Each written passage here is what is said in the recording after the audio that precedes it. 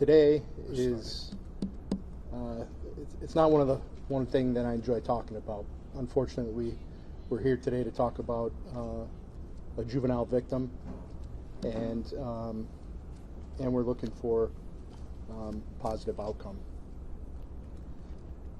On May 15th, approximately 2 o'clock, we received a complaint from George Washington Carver School that one of their teachers was involved in inappropriate sexual conduct with one of the students.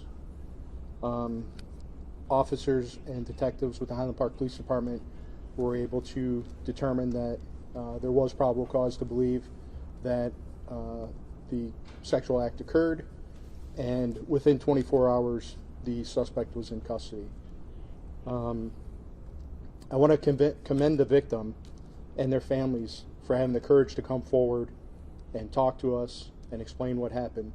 That's probably one of the most difficult things that they had to do, and we certainly appreciate them confiding in us and allowing us to bring them justice.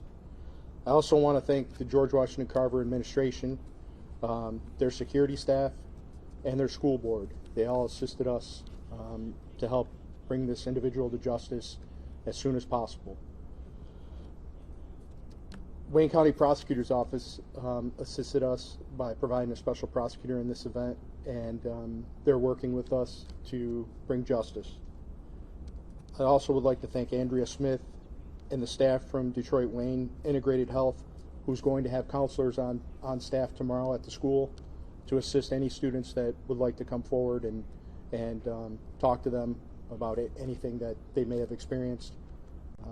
So D1's going to be on staff to help with that. And ultimately,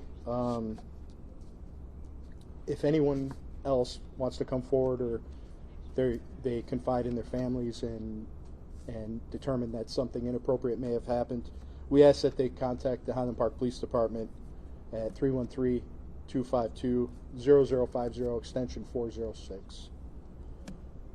Today, the suspect, Vincent Weaver, was charged with criminal sexual conduct in the first degree, 1 count, 2 counts of criminal sexual conduct in the second degree, and misdemeanor indecent exposure. He was given a bond today by the 30th District Court of $250,000 cash or surety, and in the event that he is able to bond out, he's required to wear a GPS tether. He is also to have no contact with any victims or minors at all. Any questions?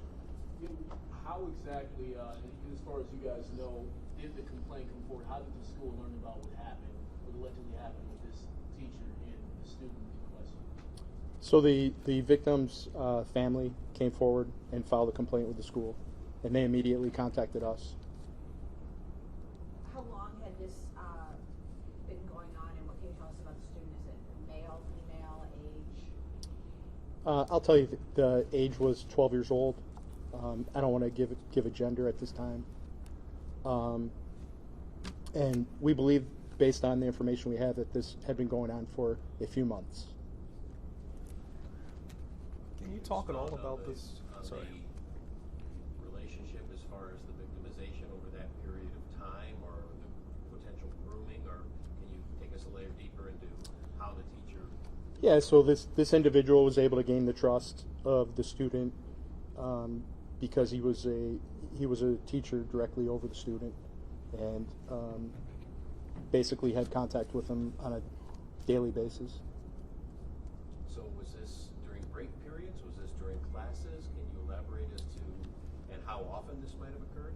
So this was during it was during school training events. So the individual is a dance instructor with the school, the suspect. So did it happen on school grounds or outside of school grounds? Well, this incident happened on school grounds. But you said it had been going on for a couple months. So Yeah, we believe at this time that any inappropriate contact occurred on school grounds. But are you saying there might have been multiple assaults over multiple days, or one incident in particular that was reported? No, we believe there were multiple assaults over multiple days. Can you talk about that off-site event where he ended up being taken into custody and had some type of disguise? Yeah, so we had information that he had choreographed a show that was due to take place at a local college. The event occurred. We knew that the individual really wanted to attend it. However, George Washington Carver's staff advised him he should not attend it based on the pending allegations. And he was aware of that, so he took it upon himself to dress as an elderly female and gained access to the event. Is there any expectation from police that other students who may have interacted with this individual may be coming forward in coming days? So at this time, we have no evidence to support that.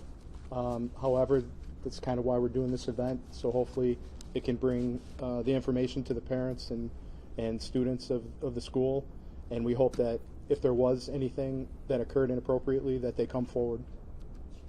So, can you just clarify a little bit? So Vincent Weaver, he was told, why was he told not to come to his dance performance? He had been suspended for another incident that had occurred. It did not involve sexual conduct. However, it involved, there was an incident where he had his work bag and a sexual toy fell from the work bag in the class, and so he was suspended for that. So he was suspended, and then, so talk about, he went to the performance anyway. Correct. And tell us, is that where he was arrested? Yes. So tell us about how that played out, how he was dressed. Well, as I stated, he was dressed as an elderly female. He had a wig on, he had a mask on, some oversized clothing, and attempted to disguise the police and security by limping into the event.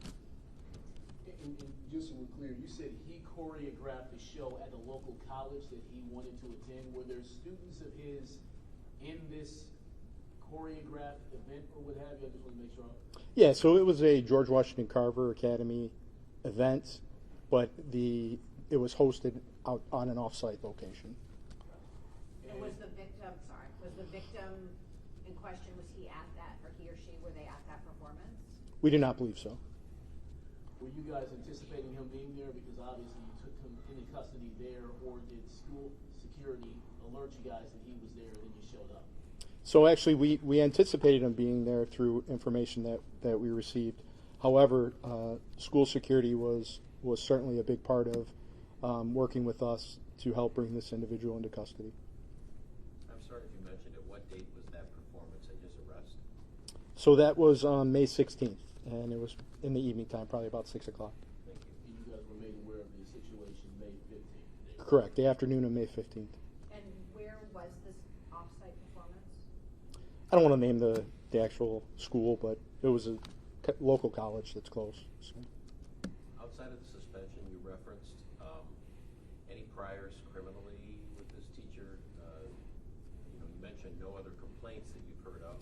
Obviously, you're holding this to see if anybody comes forward, but any other complaints, anything on the radar with him previously about potential misconduct? There was nothing in his criminal history that suggested he had any inappropriate contact with anyone. Nothing from the school, as far as you know, that didn't lead to what is alleged here, but any issues with students previously as far as a school record that you know of? Nothing that we were able to find, or nothing that was shared with us. Is he cooperating with police? He is.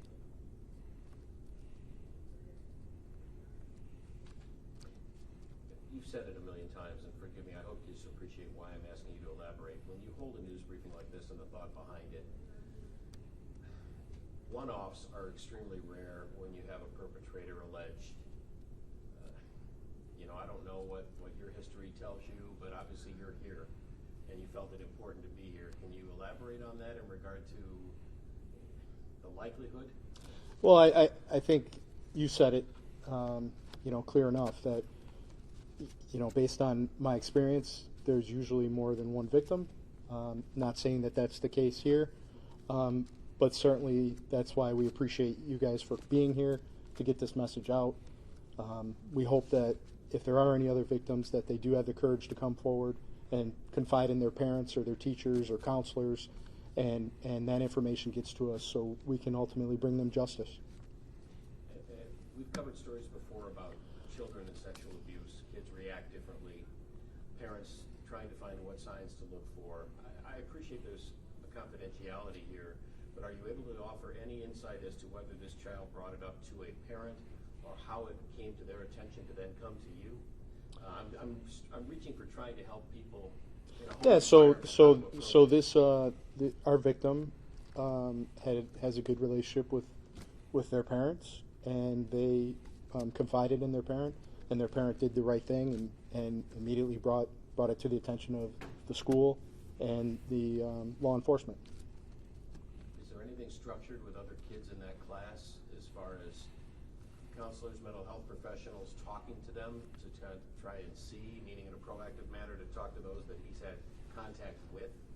Yeah, so like, as I said, Detroit Wayne Integrated Health Network, they're going to be on staff tomorrow. They're going to do what they do and let the students know that, you know, it's okay to come forward.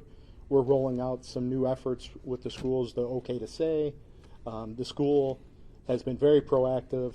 The areas in which events occurred, they're upgrading their camera systems.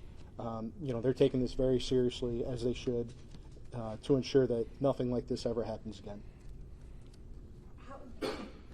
Vincent Weaver, how long has he been a teacher with you guys? He's been a teacher with George Washington Carver Academy for 3 years. How old is he? 29. And I apologize if there's a redundancy I missed taking pictures. Have you elaborated the level of the misconduct, meaning fondling, penetration?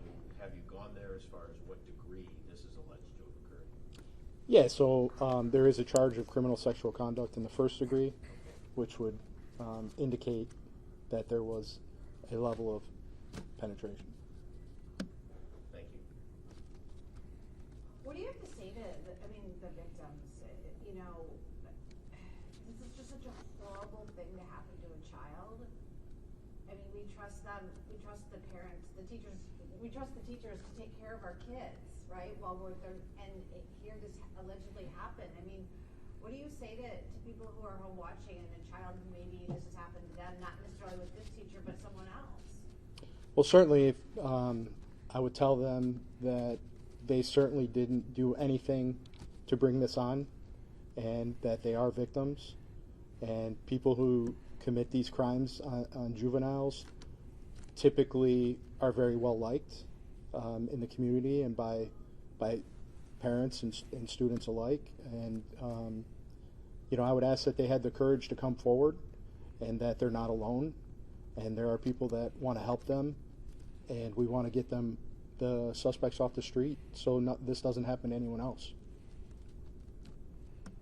And can we get your name and title if you spell it for us so we have that for the record? Sure.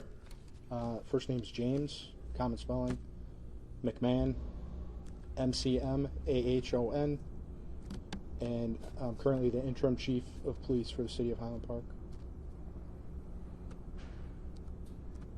And again, I apologize. The status of where the suspect is now, out on bond, tether, custody? No, he's currently in custody. He'll be transported to the Wayne County Jail, Okay. pending if he's able to bond out or a future court date. Thank you. I'm curious about the elderly lady costume you put on. Did they realize right away that something was off, or did you get away with it for a little while? Well, it was a somewhat impressive costume. No one really realized immediately. However, it was 86 degrees out, and the individual was wearing a scarf and a sweater. It certainly raised some attention. So. Elaborate on that if you don't mind, because what do you know? What caught? Who figured out who he was in the costume? Well, so George Washington Carver Security was aware that we were looking for this individual, and they provided some intel that a suspicious person was on site. We were able to run some vehicles in the area and determine that they were associated and ultimately were able to make contact and verify that the individual was in fact our suspect. But wearing too much clothing on a warmer day was kind of what. Yeah, there wasn't much showing of the individual's face or anything. It was a mask and things like that, so it wasn't easy to identify, but certainly looked a little suspicious based on the conditions outside. What do you mean, like a mask, like a COVID mask, or like a Yeah, something. mask? Yeah, like a COVID surgical mask.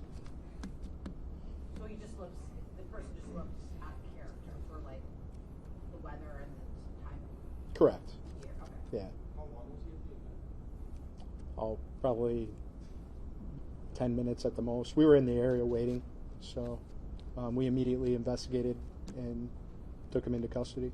So did you guys kind of have a feeling he was going to show up one way or another?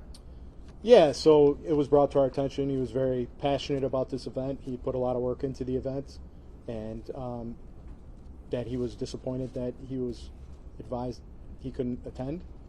And so we certainly had reason to believe that he was going to attend it. And when was he suspended when that sex toy fell out of the bag? I believe that was on May 2nd.